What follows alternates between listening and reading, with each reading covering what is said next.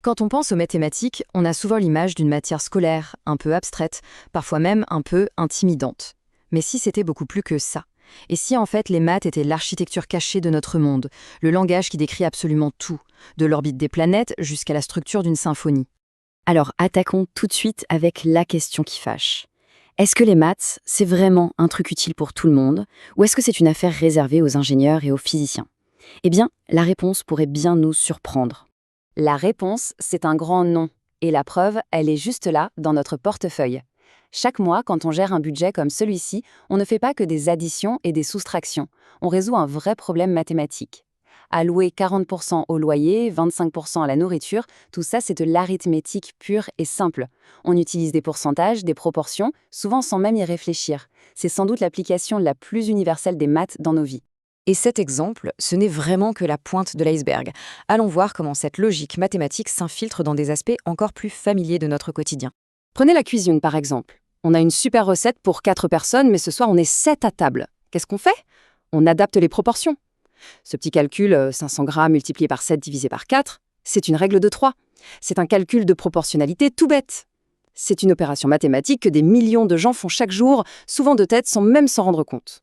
Bon, maintenant, on quitte la cuisine pour aller voir du côté de l'innovation. Parce que si les maths sont utiles au quotidien, elles sont absolument vitales pour la technologie qui nous entoure. Ce n'est pas juste un ingrédient, c'est le moteur, c'est le langage fondamental de tout ce qui est numérique. Voici une phrase qui a eu un impact planétaire. Non, ce n'est pas du code informatique, c'est une équation différentielle. Elle peut sembler un peu barbare, c'est vrai, mais l'idée derrière est assez simple. Elle décrit la vitesse à laquelle une maladie se propage. Elle modélise comment les personnes susceptibles, le S, entrent en contact avec les personnes infectées, le I, et tombent malades. C'est vraiment le cœur des modèles qui, pendant la pandémie de Covid-19, ont permis d'anticiper les vagues. Et la conséquence de cette simple ligne de calcul, elle est juste immense. Ces projections mathématiques ont permis d'éclairer les politiques de confinement, de guider les stratégies de vaccination, d'anticiper la pression sur les hôpitaux et, au bout du compte, de sauver d'innombrables vies. C'est une démonstration assez incroyable de la puissance prédictive des mathématiques. Chaque fois qu'on fait un achat en ligne, on est protégé par un secret mathématique. Et ce secret, il repose sur un principe tout simple. Il est très facile de multiplier deux très grands nombres premiers entre eux, mais il est pratiquement impossible de faire le chemin inverse, c'est-à-dire de retrouver ces deux nombres à partir du résultat. Et quand on dit très grand, on parle de nombres avec des centaines de chiffres. Un ordinateur portable fait la multiplication en une fraction de seconde, mais il faudrait à tous les supercalculateurs du monde des milliards d'années pour retrouver les facteurs d'origine. C'est ce cadenas mathématique qui sécurise toute notre économie numérique. Mais les maths ne façonnent pas seulement notre technologie. Elles structurent nos sociétés elles-mêmes, de la manière dont on vote à la beauté de la musique qu'on écoute. Comment est-ce que des millions de votes se transforment en un nombre précis de sièges dans un parlement? Eh bien, la réponse, c'est un algorithme. Il existe plusieurs systèmes, mais beaucoup, comme la méthode d'Hondt qu'on voit ici, utilisent des divisions successives pour attribuer les sièges de la façon la plus juste possible. C'est un processus purement mathématique qui transforme la volonté populaire en représentation politique. La mécanique de la démocratie, c'est aussi une affaire de maths. Mais là où ça devient vraiment fascinant, c'est que les mathématiques nous montrent aussi les limites de tout ça.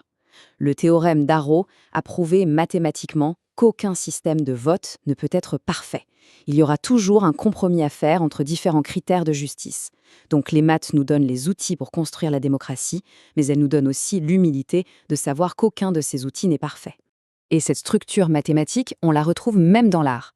Dès la Grèce antique, Pythagore avait découvert que les harmonies que notre oreille trouve agréables correspondent à des ratios numériques très simples. Une octave, c'est un rapport de 2 sur 1. Une quinte parfaite, c'est 3 sur 2. La musique dans son essence, c'est une exploration de relations mathématiques. Maintenant, on monte encore d'un cran. Au-delà de notre quotidien et de nos sociétés, les mathématiques sont aujourd'hui notre principal outil pour faire face aux plus grands défis de l'humanité. Et le plus grand de ces défis, c'est bien sûr le changement climatique. Comment comprendre un phénomène aussi complexe qui se déploie sur des décennies et à l'échelle du globe tout entier? La réponse tient en quelques mots. Les modèles mathématiques du climat. Ce sont des systèmes d'équations incroyablement complexes qui simulent la physique et la chimie de l'atmosphère, des océans, et qui tournent sur les supercalculateurs les plus puissants du monde. Et ces modèles, ils nous donnent des chiffres d'une clarté redoutable. Et celui-ci, c'est peut-être le plus important, 2,24 watts par mètre carré. C'est la quantité d'énergie supplémentaire de chaleur que nos émissions piègent sur chaque mètre carré de la planète, en permanence. C'est un peu comme si on laissait une petite veilleuse allumée sur chaque parcelle du globe. C'est la signature mathématique de notre impact sur le climat. Tout ça nous amène à une dernière question, beaucoup plus profonde, presque philosophique. Au fond, c'est quoi cette chose si puissante que sont les mathématiques ?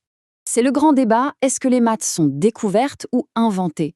D'un côté, il y a l'idée que les vérités mathématiques, comme le nombre pi, existent de manière objective, que l'univers lui-même obéit à des lois mathématiques et que nous ne faisons que les trouver. Et de l'autre côté, il y a l'idée que les maths sont un langage, un outil conceptuel que l'esprit humain a créé pour donner un sens au monde. Après tout, les règles de base, les axiomes, sont des choix.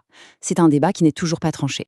Galilée, il y a 400 ans, avait déjà son idée sur la question. Cette phrase « l'univers est écrit en langage mathématique » reste l'une des observations les plus profondes jamais faites sur la réalité. Au final, qu'elle soit découverte ou inventée, une chose est sûre, les mathématiques sont bien plus qu'une matière scolaire. Elles sont la clé pour décoder le monde et peut-être même notre meilleur espoir pour le préserver.